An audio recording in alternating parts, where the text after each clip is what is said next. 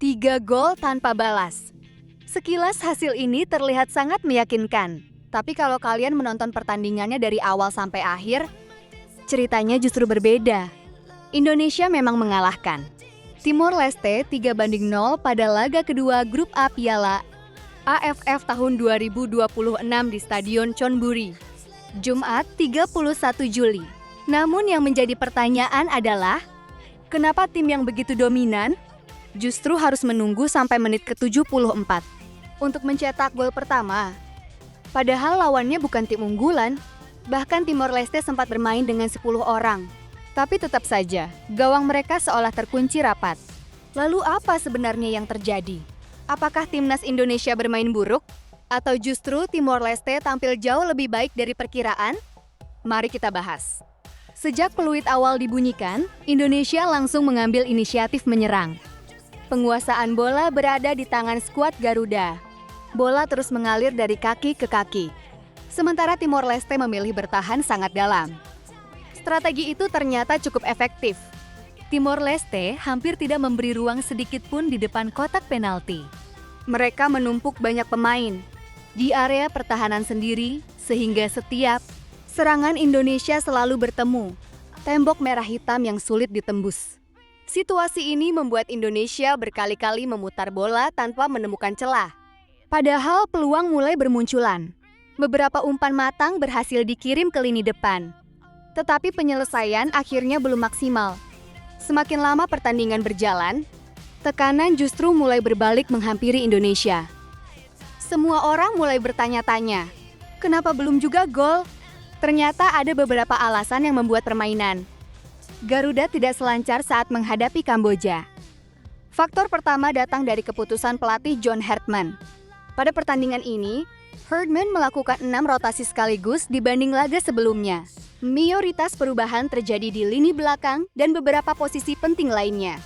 Rotasi memang diperlukan karena jadwal turnamen sangat padat. Namun konsekuensinya cukup terasa. Kombinasi antar pemain belum sekompak sebelumnya. Saat membangun serangan dari belakang, aliran bola beberapa kali kurang mulus. Tempo permainan juga belum stabil sehingga Indonesia membutuhkan waktu lebih lama untuk menemukan ritme terbaiknya. Meski demikian, rotasi ini juga menjadi kesempatan bagi sejumlah pemain untuk membuktikan kualitas mereka.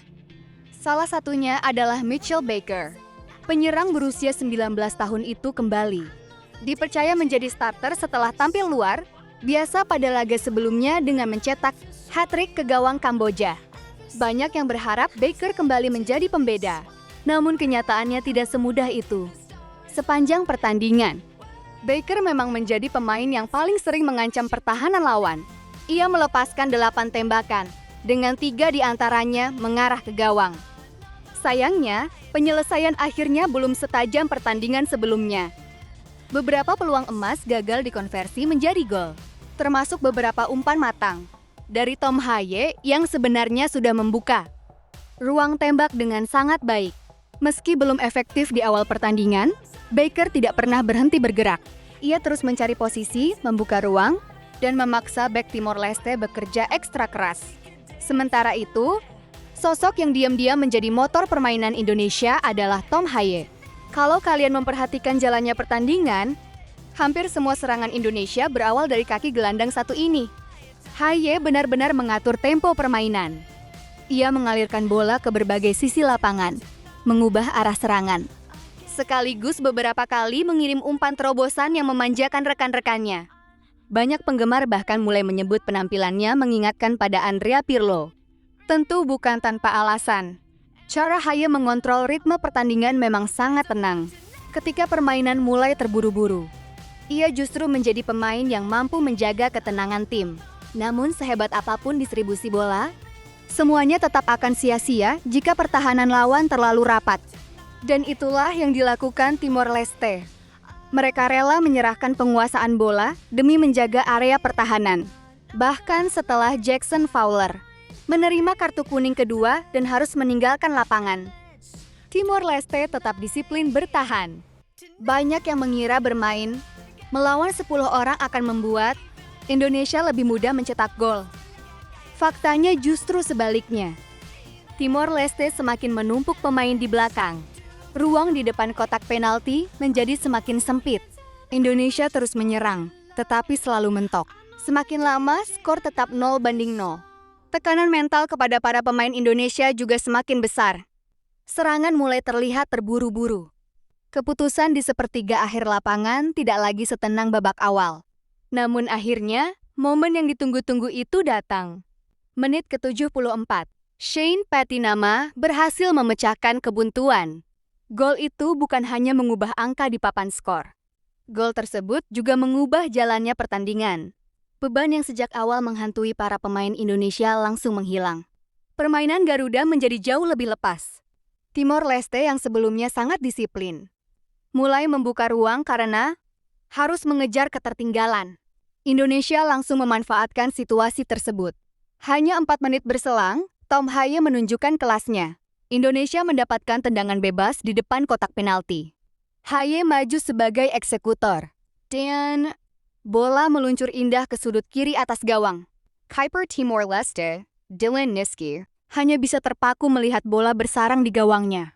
Gol itu langsung mengingatkan banyak orang pada spesialis tendangan bebas legendaris, Italia, Andrea Pirlo.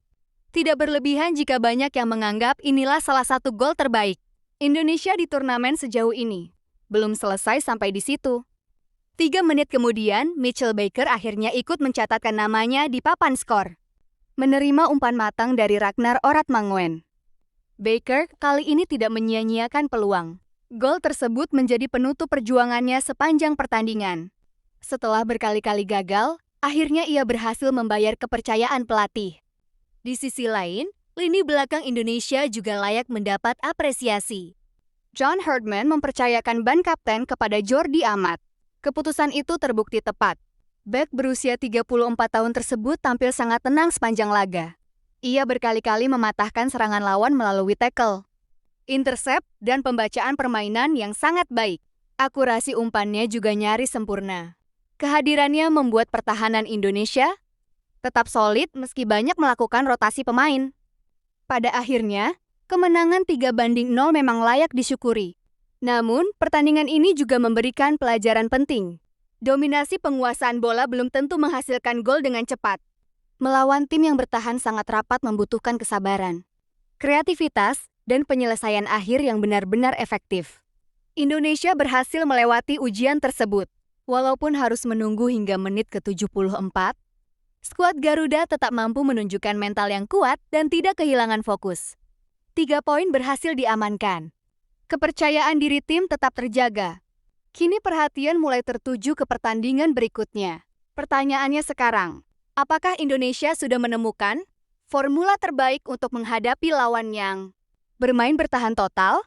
Ataukah masih ada pekerjaan rumah yang harus segera diselesaikan oleh John Herdman sebelum menghadapi lawan yang lebih kuat?